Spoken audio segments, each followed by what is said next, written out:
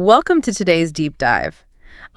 Usually, when we look at a map of the world today, there's this comforting expectation of completion. Like it's all filled in. Right, it's a settled debate. Exactly. You look at the continents, the borders, the oceans, and the cartographer has basically just said, well, here it is. This is everything. Yeah, we look at that map and we implicitly accept that the era of discovering new continents is just, well, it's over. The physical world is fully mapped. And we like that. I mean, we like the world to be explored and categorized and, known. But when you step into the realm of the future, into this world of genuine, world-altering innovation, that map is completely useless. Oh, completely. In fact, relying on it is dangerous. You have to actively believe that the map is lying to you, that there are these massive, uncharted territories right in front of us that everyone else is just failing to see. And that requires stepping completely off the edge of the known world, which is, frankly, terrifying for most people. But that's the philosophical foundation we are dissecting today. We're looking at the core ideas laid out by Peter Thiel in 0 to 1, and we're essentially taking a sledgehammer to conventional business wisdom. We really are. We are going to dismantle the idea that competition is a healthy force for markets, which is, what we're all taught. Right, from day one. Yeah. And we'll look at why keeping your career options open might mathematically guarantee your own mediocrity, and why the most valuable companies on the planet are built on hidden, almost cult-like secrets. So to even begin understanding how to build a future like that, we have to fundamentally redefine what the word progress actually means. And we have to accept that true progress requires a level of psychological courage that is incredibly rare. So let's start with the filter for that courage. Thiel famously has this ultimate interview question that he uses to identify people capable of building the future. The question is, what important truth do very few people agree with you on? It sounds like a really simple thought experiment on the surface. Yeah, it does. But try to actually answer it in a room full of people, and you quickly realize it is an absolute minefield. Well, yeah, because my immediate instinct is to say something like, oh, the education system is fundamentally broken. Or maybe step into a philosophical debate and say, well, free will is an illusion. And those are the exact answers that fail the test. Really? Why? They fail because they're intellectually easy. Saying the education system is broken is a widely held consensus. I mean, millions of people agree with that. That's true. And stepping into a philosophical or religious debate is just taking one side of a centuries-old, really well-established argument. Answering this question correctly is intellectually difficult because the knowledge we are all taught from childhood is, by definition, agreed upon. Right. The entire schooling system is essentially an machine designed to train us to reach consensus. Yeah, we are rewarded for repeating the map exactly as it was drawn for us. You get an A+ for just agreeing with the textbook. Yes. And beyond the intellectual difficulty, it's psychologically brutal. How so? Well, to say something that you know to be empirically true, but that you also know will make you wildly unpopular in your social circle, that requires immense courage. Brilliant thinking might be rare, but the courage to stand completely alone against the crowd is an even shorter supply. A good answer to this question has to take the form of, well, most people believe in X, but the truth is the actual opposite of X. Okay, so how does answering a contrarian question actually lead to building a company or, changing the world? Because the future isn't just the passage of time on a clock. The future is a time when the world looks radically different from today. Okay. If absolutely nothing in our society changes for the next 100 years, then the future is effectively 100 years away. But if things change drastically in the next decade, the future is right around the corner. Because the future must be different from the present, it has to be rooted in seeing today's world differently than everyone else does. So that contrarian question is like a lens. Exactly. If you can answer it, you are looking directly at a piece of the future that no one else can see yet. Wow. Okay, so that sets up the framework for how the future actually arrives, which the sources break down into two very distinct paths of progress. We have horizontal progress and we have vertical progress. And the distinction between those two paths basically dictates the fate of our entire global economy. Let's start with horizontal progress, which is also sometimes referred to as extensive progress. This simply means copying things that already work. You are going from 1 to N. So, okay, if I have a really successful typewriter design, horizontal progress is me building a factory to produce 10,000 of those exact same typewriters. Precisely. You're just multiplying what exists.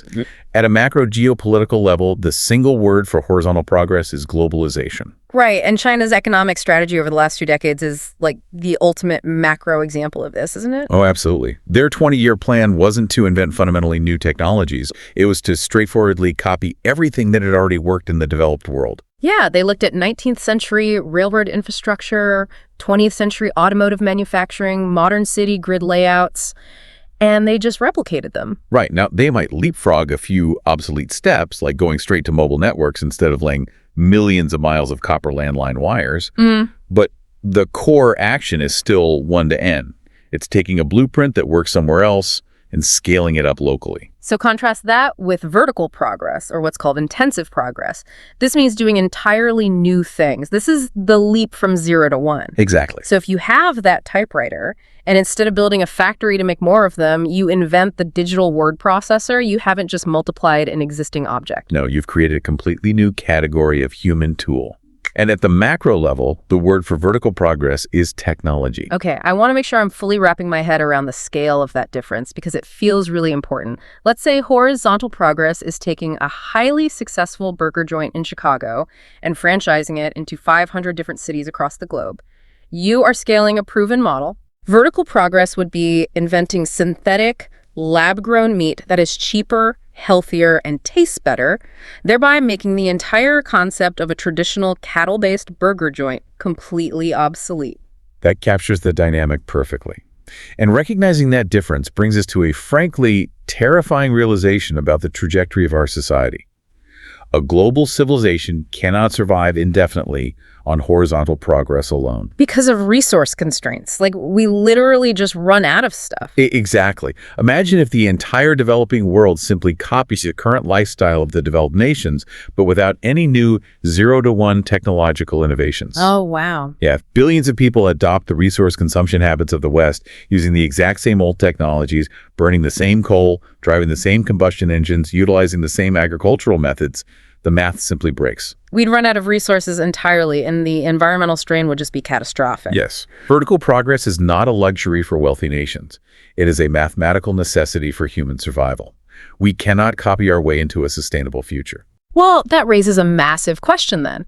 If 0 to 1 progress is the only thing that actually saves us, why is it so rare? Why does the vast majority of the business world, the venture capital world and corporate leadership, seem completely obsessed with the 1 to N franchise model? The answer to that lies in collective psychological trauma. Trauma, really? Yes. To understand why modern business culture is so incredibly risk-averse, we have to perform a sort of historical psychoanalysis. We have to look back at the late 1990s and examine the deep scars left by the dot-com crash of 2000. Ah, the ghosts of 1999. It is hard to overstate just how delirious that era was. The late 90s was characterized by absolute unbridled hubris. It was a mania. Everyone was evangelizing the new economy. When the Nasdaq hit 5,000 in March of 2000, conventional wisdom had completely detached from reality. You had companies going public and literally just adding .com to their name, and their stock would triple in a day. Right. And the prevailing logic was actually that a massive financial loss was a good thing. It was viewed as a bold investment in market share. Traditional metrics like profit were just mocked. People were valuing multi-billion-dollar companies based on eyeballs and page views. It was a collective hallucination of infinite possibility. But when that bubble popped, the resulting crash didn't just wipe out trillions of dollars of wealth, it wiped out an entire philosophical approach to building companies. That's the key. Over the next 2.5 years, the Nasdaq fell by nearly 80%. Fortunes vanished overnight. Hundreds of thousands of people lost their jobs. The psychological whiplash was so violent that the business world recoiled. And out of pure terror, they adopted a rigid set of dogmas to ensure they would never, ever get hurt like that again. And the shocking argument in our sources today is that the lessons the business world learned from that crash, the very rules that are taught as absolute gospel in business schools and boardrooms right now, are fundamentally incorrect. They are reactionary survival mechanisms, not strategies for progress. So let's break down how that fear manifested. The first major shift was a complete rejection of grand visions. In 1999, everyone claimed they were going to change the world. After the crash, anyone claiming to change the world was viewed as a dangerous charlatan or, frankly, a lunatic. So the new rule became make only small, incremental advances. Yes. The safe path was to lower your ambitions. Don't try to reinvent the wheel. because that's what the pets.com people tried to do. Just try to make the existing wheel 5% more efficient. Which naturally leads into the second reactionary dogma, the obsession with staying lean and flexible. Right. During the bubble, companies raised hundreds of millions of dollars based on massive multi-year business plans. When those plans failed spectacularly, planning itself became the enemy. Wow, planning itself. Yeah. The new consensus was that it is arrogant to claim, what your business will do 3 years from now. Instead, you should treat entrepreneurship as agnostic experimentation. You don't commit to a rigid vision. You build something small, you throw it at the wall, you listen to the customer, and you pivot constantly. You let the market push you in whatever direction feels safest in the short term. Okay, wait, I need to push back on this a little bit. The lean startup methodology, building a minimum viable product, staying agile, iterating based on user feedback, that is the absolute gold standard today. Are we seriously suggesting that iteration and listening to your customers is a bad thing? Well, iteration itself is not bad, but there is a massive difference between iteration as a tactic and iteration as a substitute for a vision. Okay. Think of it in terms of mathematical optimization. If you iterate blindly, you will eventually find what mathematicians call a local maximum. Meaning the highest point in your immediate vicinity. Exactly. You make small tweaks, you pivot based on immediate feedback, and you might climb to the top of the small hill you started on. You might build the absolute best version of a trivial idea, like a perfectly optimized app that lets people order artisanal dog food from their phones. Right. But you will never reach the global maximum, the highest peak in the entire mountain range. You cannot iterate your way from a landline telephone to an iPhone. The iPhone required a massive, definitive leap of faith, a grand vision, and years of secretive engineering that completely ignored what the current market said it wanted. Iteration within the framework of a bold, definite plan is highly effective. But if your entire philosophy is just aimless pivoting, you're basically guaranteeing mediocrity. That makes total sense. It's the difference between wandering around until you find a comfortable spot versus pulling out a compass and marching toward a specific destination, even if you have to adjust your footing along the way. Which brings us to the third lesson learned from the crash. Because the dot-com era was defined by companies trying to create entirely new, non-existent markets and failing, the new safety rule was improve on the competition. Don't create a new market, just enter an existing one and try to be slightly better. And finally, the fourth dogma was a complete rejection of sales and marketing. Oh, right. Because the late 90s were famous for those wildly wasteful Super Bowl-level advertising campaigns for companies that had zero revenue. Exactly. The traumatized post-crash reaction was a swing to the absolute opposite extreme. The new belief was that if your product requires salespeople, marketing budgets, or PR to sell it, the product simply isn't good enough. The only acceptable growth was organic, viral growth. Engineering became everything. Sales became a dirty word. So just to summarize this modern startup religion we've inherited, be incremental, stay lean and aimless, compete in known markets, and ignore sales. And Thiel's argument is that if you actually want to build a 0-to-1 company, the opposite principles are true. Boldness is safer than triviality. A bad plan is infinitely better than no plan at all. Competitive markets destroy profits, and sales matter just as much as the product. That third point, that competitive markets destroy profits, is where we find arguably the most profound, counterintuitive insight in this entire framework. It completely upends everything we are taught about capitalism. It really does. I mean, from the time we were in grade school, we were taught that competition is the lifeblood of society. Competition is healthy. Competition sparks innovation. Competition lowers prices for the consumer. But the core philosophy here explicitly states, competition is for losers. It sounds like a deliberate provocation, almost arrogant. Yeah, it kind of does. But it is rooted in hardcore, undeniable economics. We have to look at what is called the Tolstoyan version. Leo Tolstoy famously opened his novel Anna Karenina with the line, "All happy families are alike. Each unhappy family is unhappy in its own way." Meaning there is a standard formula for happiness and a million ways to mess it up. Right. But in business, the exact opposite is true. All happy companies are different. Each one earns its happiness by solving a completely unique problem and earning a monopoly. All failed companies are the same. They failed to escape competition. Let's actually look at the math on this, because comparing real-world industries makes this incredibly clear. Let's look at the U.S. airline industry compared to Google in the year 2012. Okay. In 2012, U.S. airlines generated $160 billion in revenue. That is a staggering amount of money flowing through those companies, but their profit, After all the expenses, the price wars, the fuel, the labor, they kept only $2 billion. Wow. That is a profit margin of around 1.2%. And that 1.2% margin is the harsh reality of perfect competition. Every airline is offering what is essentially an identical commodity, a seat on a metal tube flying from point A to point B. They're all fighting over the exact same routes and the exact same customers. Right. If United raises its ticket price by $20, the customer immediately opens a new tab and buys a ticket from Delta. Exactly. The companies have absolutely no pricing power. They are trapped in a bloody daily struggle just to survive, constantly undercutting each other, zeroing out their own economic profit just to maintain market share. Now contrast that bloodbath with Google in that exact same year. In 2012, Google generated $50 billion in revenue, less than a third of what the airlines generated. But Google kept over $10 billion in profit. That is a staggering margin of over 20%. And why is that? Because Google wasn't competing with anyone. They effectively owned the search market. They didn't have to price gouge their own survival because they were a monopoly. And here we really must make a vital distinction because the word monopoly carries a lot of historical baggage. To a classical economist or a government regulator, every monopoly looks identical. They view a monopoly as an illegal bully that corners a market through government favors, cronyism, or brute force, and then extracts wealth from the public without offering anything new. You know, I have to play devil's advocate here too, because the instinct to hate monopolies is deeply ingrained in us. If a company has no competition, what incentive do they have to improve? Don't they just hoard resources, jack up prices, and let the consumer suffer? How can a monopoly possibly be framed as a good thing for society? Well, your instinct is correct if we were talking about a static world. Think of the board game Monopoly. The properties on the board are fixed. There are only so many squares. You cannot invent a new, better type of real estate. You just hoard what exists, block anyone else from getting it, and charge exorbitant rent. Right. If you own Boardwalk and Park Place, you are extracting money from the other players without creating any new value. That is a static monopoly. It's a parasitic, and it comes entirely at the expense of society. But the real world, the world of technology, is not a fixed board game. Exactly. The real world is dynamic. What we're talking about is a creative monopoly. A creative monopoly does not hoard existing resources. It invents entirely new categories of abundance.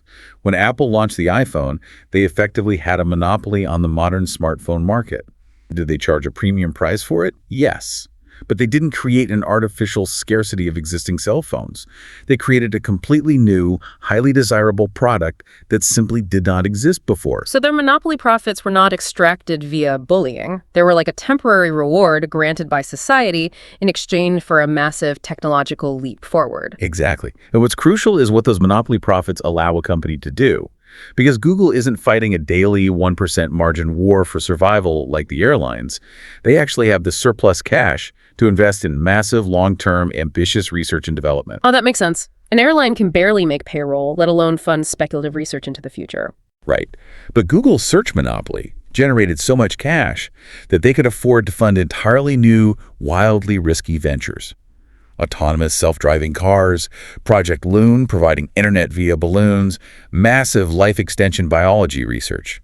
Creative monopolies are the actual engines of societal progress because they're the only entities with the breathing room to plan beyond next quarter's earnings report. The alternative, being locked in competition, is a profound psychological trap. Thiel links this to a concept called mimetic rivalry, which was coined by the French philosopher René Girard. Mimetic rivalry. This is the idea that human beings don't actually have original desires. We don't naturally know what we want. So what do? We look at what other people desire, and we mimic them. It is the ultimate playground dynamic. You put two toddlers in a room full of hundreds of different toys. One child wanders over and picks up a red plastic truck. Immediately, the second child decides that they must have that exact red truck. They don't care about the blocks or the stuffed animals? Not at all. They only care about the object their rival possesses. Their desire is completely mimetic. And billion-dollar corporations act exactly like toddlers. They really do. Companies become hopelessly obsessed with each other. They obsessively monitor their competitors' every move. They copy their features. They fight over status and press coverage. And in doing so, they completely lose sight of creating original value for the customer. The focus shifts from how do we build something great to how do we destroy the other guy. The early days of PayPal provide the most incredible, almost cinematic example of how destructive this is. Before they were a monopoly, PayPal was locked in a brutal, exhausting war with a company called X.com, which was founded by Elon Musk. And the physical proximity alone was absurd. Their offices were practically right next to each other on University Avenue in Palo Alto. They were building the exact same product online payments, and their rivalry escalated into absolute madness. They weren't just competing for market share, it became intensely personal. The stories from that time are legendary. Engineers at PayPal were working 100-hour weeks, sleeping under their desks, not because they were inspired by a grand vision of the future of finance, but purely out of a desperate, spiteful need to crush Elon Musk's engineers. Yeah, they were literally designing bomb components in their spare time as a joke about blowing up X.com servers. The mimetic rivalry was so intense, it was literally driving them insane. They were burning through millions of dollars a month, offering exorbitant cash incentives just to steal each other's customers. It wasn't until both Thiel and Musk stepped back and realized that this mimetic rivalry was going to bankrupt both companies that they agreed to a ceasefire. Right. They met at a cafe, negotiated a 50-50 merger, and created the unified PayPal we know today. By eliminating the competition, they stopped bleeding capital, refocused their engineering efforts, and were finally able to build the monopoly that allowed them to survive the dot-com crash. Competition blinded them to the fact that they were mutually assured destruction. Okay, so if the ultimate goal is to escape this bloody competition, to refuse to fight over the red truck and instead build a creative monopoly, an impenetrable fortress, the natural next question is, how do you actually construct that fortress? This brings us to a strategic framework that completely subverts another classic piece of business advice. Everyone in Silicon Valley talks about the first mover advantage. Right. The conventional wisdom is get to the market first, plant your flag, capture the territory, and you win. But being the first mover is a tactic, not a goal. If you are the first company to launch a social network, but someone else comes along 2 years later, learns from your clumsy mistakes, and builds a platform that is substantially better and steals all your users, your first mover advantage meant absolutely nothing. You were just the beta tester for the real winner. You do not want to be the first mover. You want to be the last mover. The last mover. The company that makes the final, definitive technological leap in a market, solving the problem so thoroughly that no one can ever catch up. Exactly. To become that last mover, to build a truly defensible monopoly, you need to construct 4 specific pillars. Pillar number 1 is proprietary technology. And there is a very strict, unforgiving rule here. The 10x rule. Your proprietary technology cannot just be a 20% improvement over the current standard. It must be at least 10 times better than the closest substitute. It has to be an order of magnitude better, because changing human habits is incredibly difficult. People are inherently lazy and resistant to change. If your new software is only slightly more efficient than what they already use, the friction of learning a new system will prevent them from switching. Your product must be so overwhelmingly superior that it makes the old way look absurd. PayPal is the perfect example here again. Before PayPal, if you bought a vintage jacket from a stranger on eBay, how did you pay them? You had to write a physical paper check, put it in an envelope, mail it across the country, and wait 7 to 10 days for it to clear before the seller would ship the jacket. It was agonizingly slow. Yeah. PayPal introduced instant digital clearing via email. That wasn't a 20% improvement. That was a 10x, maybe a 100x improvement in transaction speed. Or look at Amazon's first iteration. They didn't build a physical bookstore that was 10% larger than a Barnes & Noble. That wouldn't have been enough to change consumer behavior. By moving online, they offered a catalog of literally every book in print, instantly searchable. It was an exponential leap in inventory access. Once you have that 10x technology, you need pillar number 2, network effects. This is the concept that a product or service becomes inherently more valuable as more people use it. But there is a massive paradox with network effects that most founders fail to grasp. The paradox is that in order to achieve massive global network effects, you must start with microscopic, localized network effects. Wait, break that down for me. Why can't you just launch a network globally on day one? Because a network requires extremely high density and frequent interaction to become valuable to its users. It's the classic chicken and egg problem. If you launch a new social network globally, and I join it, but none of my friends are on it because they're scattered across the world, the network has zero utility to me. I log in, see an empty feed, and leave forever. So how do you solve the paradox? You artificially constrain the environment. You launch the network in a tiny, closed system where you can quickly achieve 100% density. This is exactly what Mark Zuckerberg did. He didn't launch Facebook to the world. He launched it exclusively to students with a harvard.edu email address. Ah, By constraining the market to one campus, the density skyrocketed immediately. Within weeks, the network effect was so powerful that if you were a Harvard student, you felt socially isolated if you weren't on it. Only after achieving a total monopoly in that microscopic market did they expand to the Ivy League, then all colleges, then the world. that perfectly transitions into pillar number 3, economies of scale. Right. A defensible monopoly must get stronger, not weaker, as it gets bigger. Software businesses are the ultimate realization of this because the marginal cost of producing another copy of a software program is effectively zero. So if I run a yoga studio and I want to double my customers, I have to rent twice as much space, hire twice as many instructors, and buy twice as many mats. My costs scale linearly with my growth.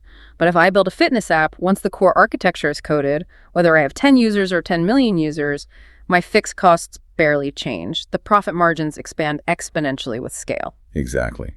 And finally, pillar number 4, branding. A strong brand is an incredibly powerful monopoly tool. Everyone thinks of Apple, the sleek minimalist design, the premium packaging, the cult-like loyalty. But there is a massive warning attached to this pillar. Branding is a multiplier, but it is utterly useless if it is not built on the bedrock of the first 3 pillars. Right, you can't just slap a cool logo on a mediocre product and expect to build a fortress. Look at Yahoo in the early 2000s. They arguably had the most recognizable brand on the internet. Everyone knew the logo, the yodel sound effect. But their underlying search technology was objectively inferior to a rising startup called Google. All the brand awareness and massive marketing budgets in the world couldn't save Yahoo when consumers realized Google's 10x proprietary technology actually found what they were looking for faster. The brand must be a reflection of underlying undeniable substance. So we have the blueprint for the fortress. We have the 10x tech, we understand network effects, scale, and brand. But how do you actually execute the invasion? The strategic advice here is completely counterintuitive. Start small and monopolize. It is the single biggest trap that kills ambitious startups. They look at a massive, multi-billion-dollar global market, and the founders do this incredibly lazy math. They say, well, the global logistics market is worth $500 billion. If we can just capture a measly 1% of that market, we'll be a $5 billion company. The classic 1% of China argument, it sounds so modest and achievable on a pitch deck. But it is a death sentence. Going after 1% of a massive market means you are willingly walking into a bloodbath. You are entering a space filled with entrenched, ruthless competitors who will fight you for every single customer. It is infinitely better to find a tiny, seemingly insignificant, highly localized market and capture 90% of it.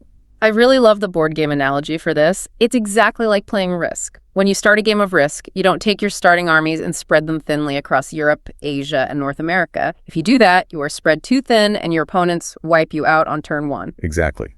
The winning strategy in Risk is to concentrate your forces and conquer a small, easily defensible territory, first like Australia. It only has one entry point.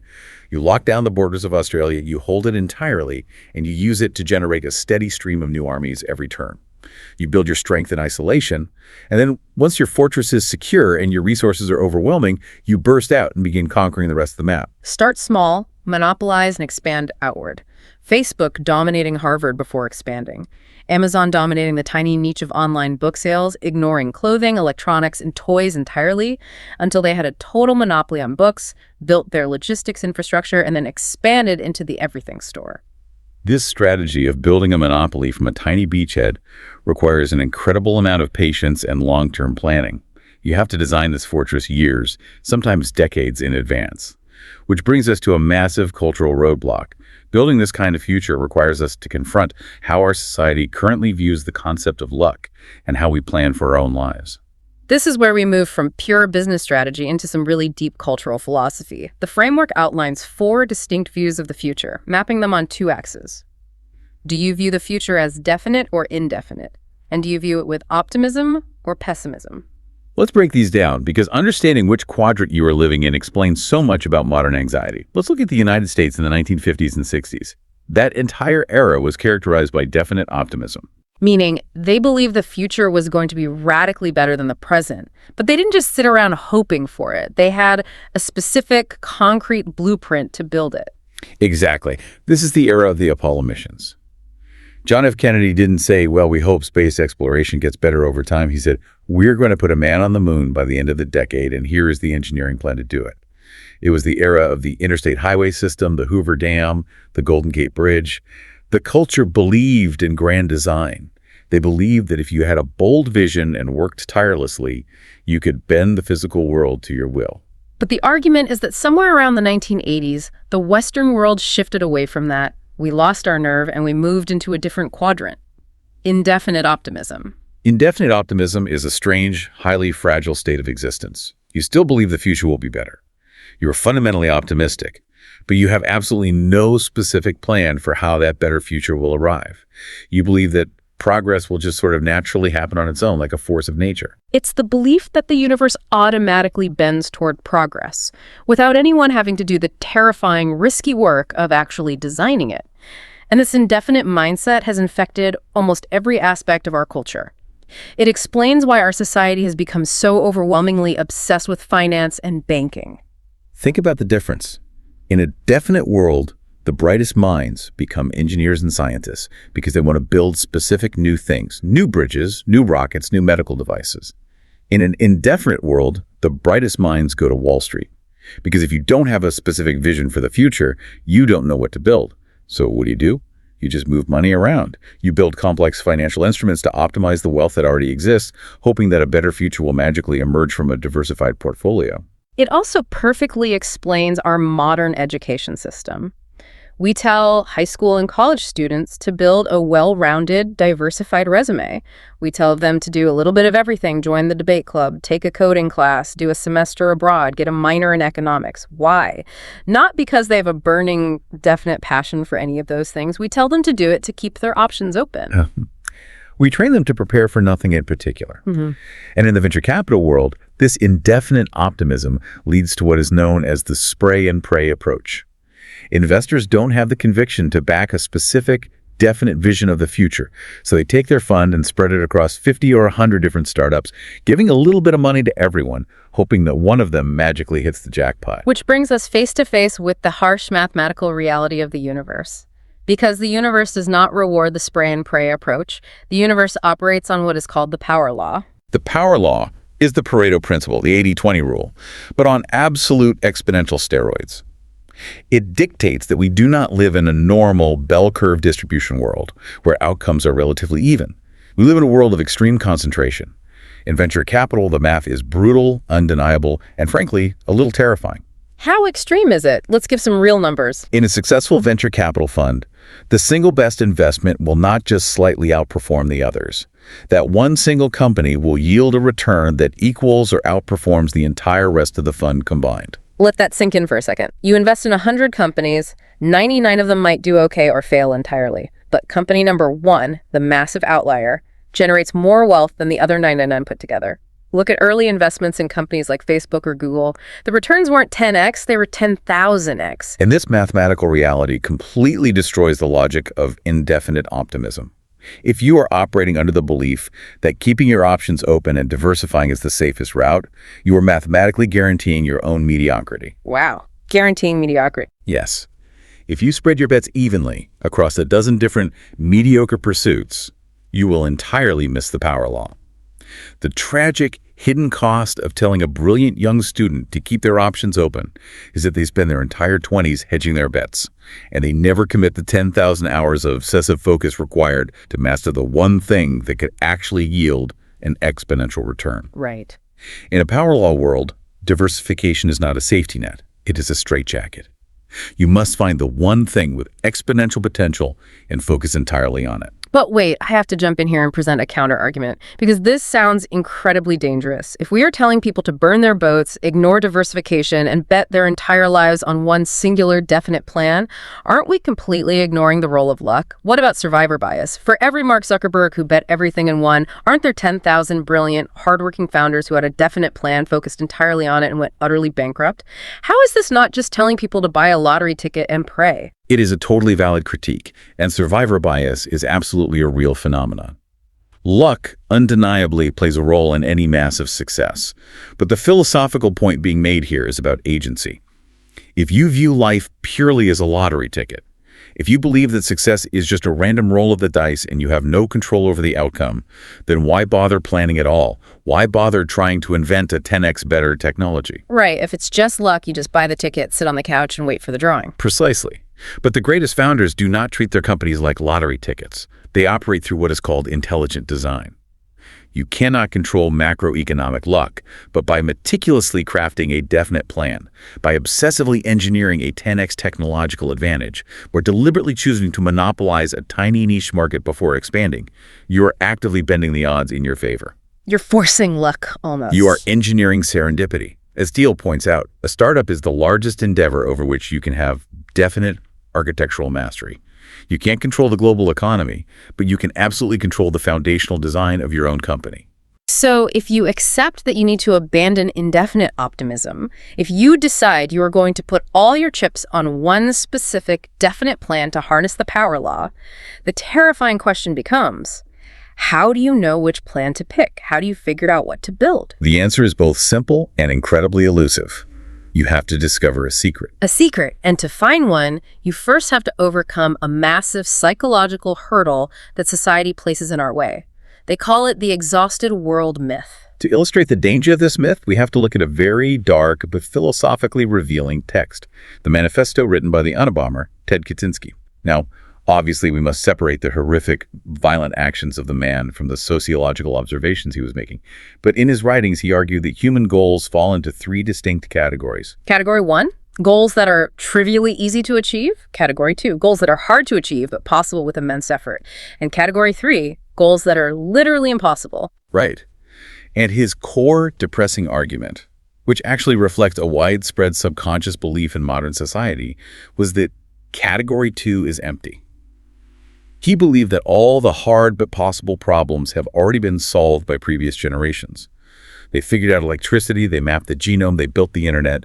Therefore, anything left to do is either trivially easy and unfulfilling or completely impossible and not worth attempting. It's the belief that there are no frontiers left. There are no blank spots on the map. And if you believe the map is fully drawn, you will never set sail. If you believe the exhausted world myth, you will never try to build a 0-to-1 company. To build the future, you must deeply believe that there are still massive, world-altering secrets left to be uncovered. You have to believe that the world is hiding things from you. The framework divides these hidden truths into two categories: natural secrets and people secrets. Natural secrets are the mysteries of the physical universe. This is asking the question, what is nature not telling us yet? This is the realm of brilliant physicists, biologists, and material scientists looking for fundamental breakthroughs. Can we harness viable nuclear fusion? Can we engineer enzymes to consume plastic waste? Can we isolate and reverse the specific cellular mechanisms of aging? But while natural secrets are vital, it's often pointed out that technologists overrate them and completely ignore the second, arguably more powerful category: people secrets. Secrets are deeply sociological and psychological. It is asking the question, what are people not telling you? Or even deeper, what do people fundamentally not understand about their own desires? What inefficiencies is society collectively ignoring because it's socially unacceptable to talk about them? The origin of Airbnb is my absolute favorite example of a massive people secret. Before Airbnb, the absolute consensus was twofold. First, people would never feel safe letting a complete stranger sleep in their spare bedroom. And second, travelers would never want to sleep in a stranger's messy house when they could book a sterile, professional hotel room. That was the accepted map of human behavior. But the founders of Airbnb discovered a people secret. They realized that the aversion wasn't a fundamental human trait, it was just a lack of a trust mechanism. Oh, interesting. They discovered that if you built a robust digital platform with mutual reviews, verified identities, and high-quality photography, the social friction basically vanished. The secret was that people are actually perfectly willing to open their homes for economic benefit, and travelers actually crave the authentic, localized experience of staying in a real neighborhood. They built a multi-billion-dollar monopoly by exploiting a truth about human behavior that the entire hotel industry thought was impossible. Okay, so let's say you do the hard work. You reject the exhausted world myth. You hunt for a secret, and you actually find one, a brilliant insight about technology or human behavior. Now you have to build a company around it. And this brings us to the most unforgiving rule in the entire framework: Thiel's Law of Foundations. Thiel's Law states, a startup messed up at its foundation cannot be fixed. It is absolute. It has to be. because the beginning of the company is qualitatively different from everything that comes after it. In the earliest days, before the product is even built, the cultural DNA is being coded. The power dynamics are established. The fundamental values are locked in. If you get the physical and structural foundation wrong, no amount of brilliant pivoting, marketing, or late-stage iteration will save the building from collapsing. And the most critical foundational decision you will make is choosing who you start the company with, your co-founders. The comparison used here is that choosing a co-founder is exactly like getting married. You wouldn't marry someone you just met at a cocktail party last week. Yet, people constantly start companies with strangers they met at a weekend networking event. It is a recipe for disaster. You need a prehistory with your co-founders. You need to know how this person reacts under immense stress. How do they handle conflict? What are their fundamental motivations? There's a great cautionary tale about Luke Nosek, who eventually became one of the key PayPal co-founders. But before PayPal, he started a different company with a guy he barely knew. The guy was a classic 1990s MBA type whose sole motivation was to get rich quickly and flip the company. Luke was an engineer who wanted to build something lasting. The moment they hit their first major obstacle, the foundational misalignment destroyed the company. They were trying to build two completely different futures. Beyond just the personal relationships, the structural foundation must be perfectly aligned. The framework defines this as a strict balance of three elements: ownership, possession, and control. Let's actually break those down, because getting the legal and financial structure wrong is just as deadly as a bad personal relationship. Ownership refers to who legally holds the equity in the company. This includes the founders, the early employees with stock options, and the venture capital investors. Possession refers to who actually runs the day-to-day operations: the CEO, the managers, the people in the building making the daily decisions. And control refers to who governs the ultimate direction and fate of the company, typically the board of directors. And if those three elements become misaligned, the foundation cracks. Exactly. Imagine a scenario where the founders who have possession want to invest heavily in long-term R&D based on a secret they've discovered. But the board of directors who have control is dominated by short-sighted investors who just want to artificially inflate the quarterly revenue to secure a quick buyout.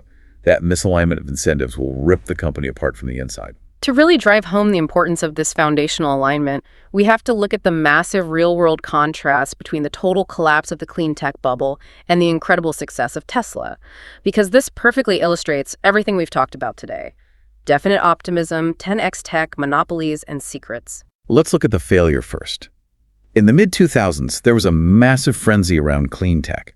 Billions of dollars were poured into hundreds of startups building solar panels, advanced biofuels, and wind turbines, and almost all of them went spectacularly bankrupt. Why? Because the entire industry was built on a foundation of indefinite optimism. Their logic was incredibly lazy. They basically said, well, global warming is bad, green energy is good, the world clearly needs this, therefore, if we build a solar panel company, we will automatically succeed. They relied on the macro trend instead of a definite micro plan. They failed because they couldn't answer what Thiel calls the 7 basic questions of business. If you fail even one of these questions, you are in trouble. The clean tech companies failed almost all of them. Let's actually walk through these 7 questions because they are the ultimate stress test for any idea. Question 1 is the engineering question. Can you create breakthrough technology instead of incremental improvements? Most clean tech companies failed this immediately. They didn't have a 10x improvement in solar efficiency. They had a 5% improvement. That wasn't enough to make people switch from cheap fossil fuels. Question 2 is the timing question. Is now the right time to start this particular business? Many clean tech companies assumed the market was ready for a massive shift to green energy without realizing that the infrastructure and political will simply weren't there yet. Question 3 is the monopoly question. Are you starting with a big share of a small market? Failed completely. Clean tech companies walked straight into the 1% of a massive market trap. They tried to compete globally against entrenched, heavily subsidized Chinese solar manufacturers and massive oil conglomerates. They walked into a bloody, competitive commodity war and were slaughtered. Question 4 is the people question. Do you have the right team? Many of these companies were run by non-technical executives who wore suits and cared more about government grants than engineering breakthroughs. Question 5 is the distribution question. Do you have a way to not just create, but actually deliver your product? They believed the dogma that a good product sells itself. They had no plan for how to actually distribute expensive solar panels to average homeowners. Question 6 is the durability question. Will your market position be defensible 10 and 20 years into the future? Without proprietary 10x technology, they had no moat. As soon as a cheaper competitor emerged overseas, they were undercut and destroyed. And finally, question 7, the secret question. Have you identified a unique opportunity that others don't see? Their secret was that green energy was important. But that wasn't a secret. That was a widely accepted consensus. They had no hidden truth. Now contrast that litany of failures with Tesla. Tesla emerged from the exact same macro environment, but they succeeded because they built an unbreakable foundation and rigorously answered all 7 questions. Let's look at Tesla's foundation, engineering. They didn't build a slightly better Prius. They integrated thousands of commodity lithium-ion batteries into a revolutionary powertrain that provided 10x better performance and range. What about the monopoly question? They didn't try to build a mass-market sedan to compete with Ford and Toyota on day one. They started incredibly small. They built the Roadster, a highly expensive, low-volume sports car. They completely monopolized the tiny niche market of wealthy, eco-conscious tech executives in Silicon Valley. And then they used the revenue and brand cachet from that tiny monopoly to fund the Model S, expanding their territory, just like the risk strategy we talked about earlier. Exactly. And most importantly, they nailed the secret question. They understood a profound people secret that every other car company missed. This is my favorite part of the Tesla story. What was the secret? Prior to Tesla, the consensus in the automotive industry was that if you cared about the environment, you had to drive a car that looked weird, drove slowly, and signal to everyone that you were making a sacrifice. You drove a boxy, slow electric car to show you cared. Tesla's people's secret was realizing that human ego is a far more powerful motivator than environmental altruism. They realized that people didn't just want an eco-friendly car. They wanted a car that was faster than a Ferrari, looked like a luxury spaceship, and just happened to be electric.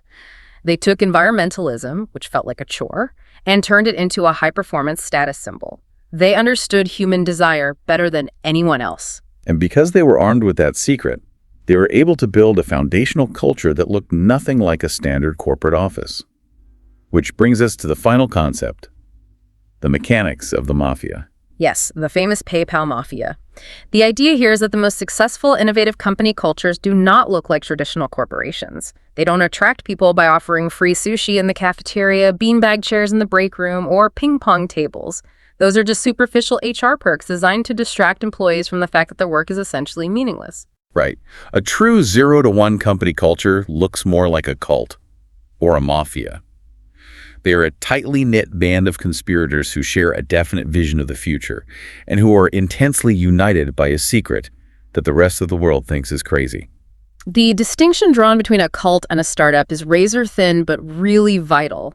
What's the fundamental difference? Cults are groups of people who isolate themselves because they are fanatically wrong about something. Successful startups are groups of people who isolate themselves because they are fanatically right about something that the rest of the world has completely missed.